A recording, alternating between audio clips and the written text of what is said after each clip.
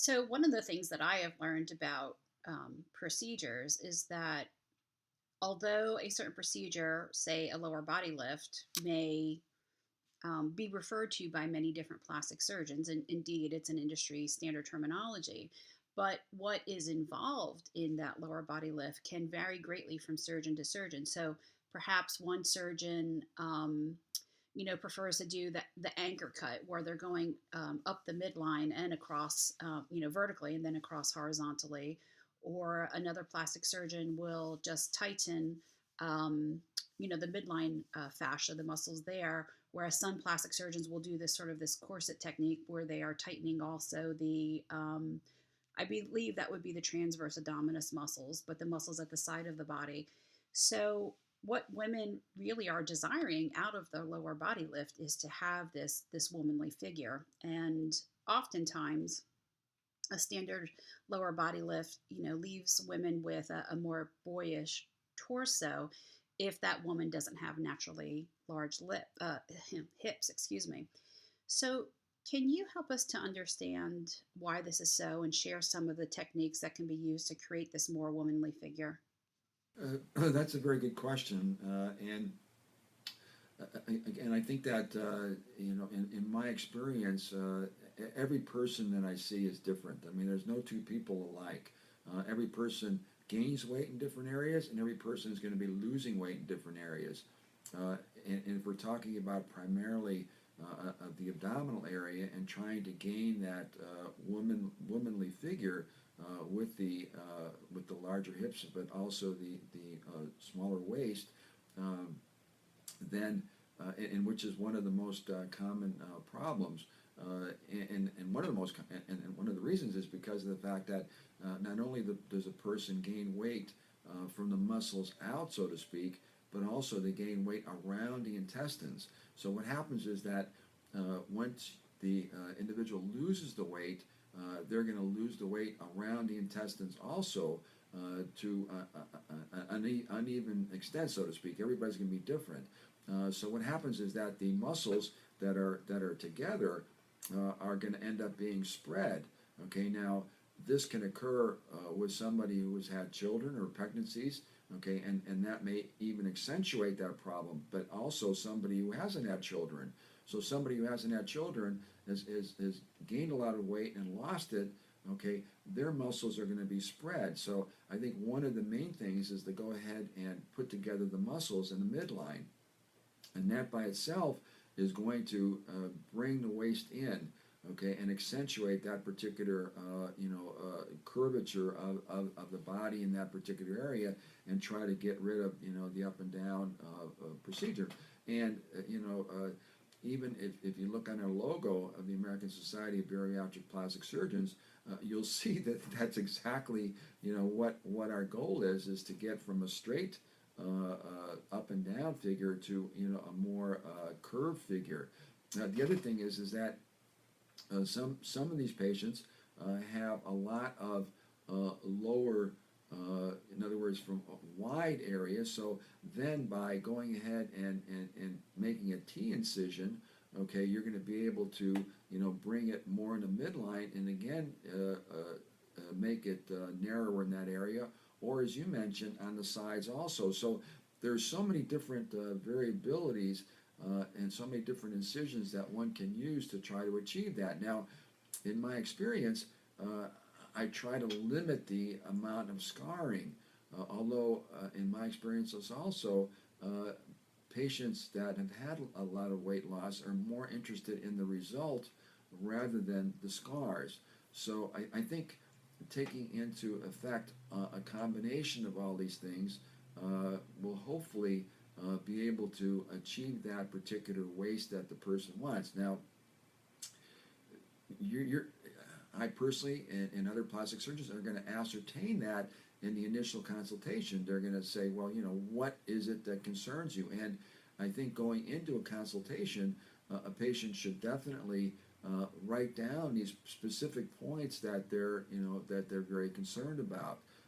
And another area that we can talk about is the pubic area, which a lot of times isn't addressed either. And then finally, as you mentioned, there's so much variation as far as what one doctor is going to do compared to another doctor. Uh, if there isn't a chance that the insurance is going to cover a abdominoplasty, then a lot of times they'll cover a paniculectomy. Now, what a paniculectomy means, as you know, is to go ahead and remove the excess skin. Nothing to do with underneath. Nothing to do with liposuction to sculpt it a little bit more. Just removing the excess skin. So, if we're removing just the excess skin, the chances of us getting the best result isn't going to be definitely by a long shot as effective as all these other procedures. So, Mm-hmm. I think that this has to be discussed with the patient, the limitations as far as what they can expect from each of these particular approaches. What is your opinion on augmenting the buttocks and the hip area? Now, obviously, it's pretty mainstream to do a breast augmentation by inserting a device, whether it be a saline or a silicone implant. The same sort of things can be done to the buttocks as well to the hip area, or it can be done through liposuction by using the body's own fat. What are your opinions on the safety and the long-term results of those procedures? Well, every culture has its own sense of beauty, and this is where the plastic surgeon has to listen to what the patient is telling them. Okay, if they're somebody from Brazil, and you're talking about putting large breast implants into them, that's almost the antithesis of what they're after. Okay, there the beauty is actually in small breasts, okay, with large buttocks. If you're talking about somebody from Venezuela, Colombia, in that particular area, and I see many patients from those countries in my offices in Miami. Their focus is on a big butt, but also a big breast. Okay, so to be proportionate. If you're talking about somebody from California, where my main office is, then you're talking about proportion. Okay, not too big of a breast, not too big of a buttocks. So it really varies on an individual basis, and by talking to the patient, hopefully we're able to achieve or listen to what they're saying and try to go for that particular what they desire. Okay, now on the buttocks augmentation with fat, okay, a lot of the times, as you know, once you've lost the weight, you're not going to have a lot of fat in the different areas.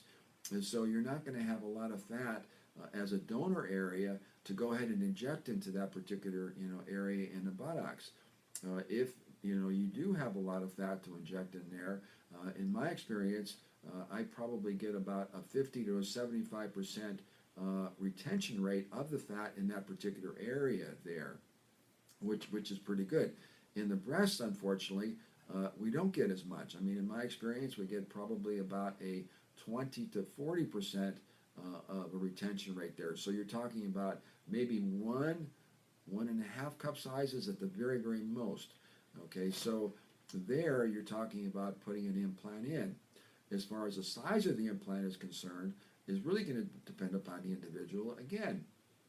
Okay, if you have somebody that comes in that has is 6 feet tall, okay, and had probably a double F or something at one particular time, they're not going to be happy with a C. Okay, it's going to be nothing on their particular body. They're going to want a larger size. So by listening to the patient, in ascertaining what exactly they're trying to achieve, hopefully you're going to be able to give them that, and you're going to put a larger implant in. Okay, the other thing is if you put a larger implant in, and that's one of my specialties actually. I have a subset of patients that want very large implants. Basically, what sometimes I do is put a tissue expander in, and put them to the level that they want to, get to. But a lot of these patients, or most of these, are very large women. Okay. The other thing is that once they've lost something, okay, once the patient has lost something, let's say through a weight loss, they actually want to regain that particular size too sometimes. So there's a lot of variables that go in, and again, personalization in all these areas is very, very important, critical. And if it isn't done, then not only is the patient not happy, but the doctor's not happy because the patient's not happy. So it's a sort of a two-way street, and the patient has to communicate with the plastic surgeon that they've chosen what exactly they're trying to achieve, and then the plastic surgeon has to communicate what exactly he can achieve. So is something like a buttock implant safe and lasting? I sort of read controversial things about them. But buttocks implants have actually increased, I think, almost 100% in the last several years. Hmm. And again, because there's such an emphasis, I guess, because of several of the Hollywood people that that have shown these abnormal type of figures and appearances. So that is in demand in certain areas, and especially in Miami, my, my Miami office, I see that Uh-huh. much more commonly. A lot of times when a patient doesn't have enough fat to put in there, okay, then Mm. a buttocks implant can be put in there, to get again to increase that projection of the buttocks. The other way that I do that is go ahead and do liposculpture of the flank area. So that's included in my experience and what I do in a lower body lift. Sometimes I also can use some of that tissue from what I'm removing to go ahead and de-epithelialize it, remove the skin portion, and put it into that area, and naturally to sort of increase the buttocks area too. So there's several ways again of trying to achieve what we can. Um, a lot of times the buttocks implants and even these other procedures may not look totally natural, because what happens is, Mm. as you probably know, after the person has lost a tremendous amount of weight, uh, these patients are different than if you haven't lost the weight, because the collagen has been permanently damaged. Okay, so the Hmm. chances of again having some ptosis or droopiness is much more common in that patients that have lost a lot of weight rather than patients that haven't lost a lot of weight. So this has to be emphasized to the individual patient also.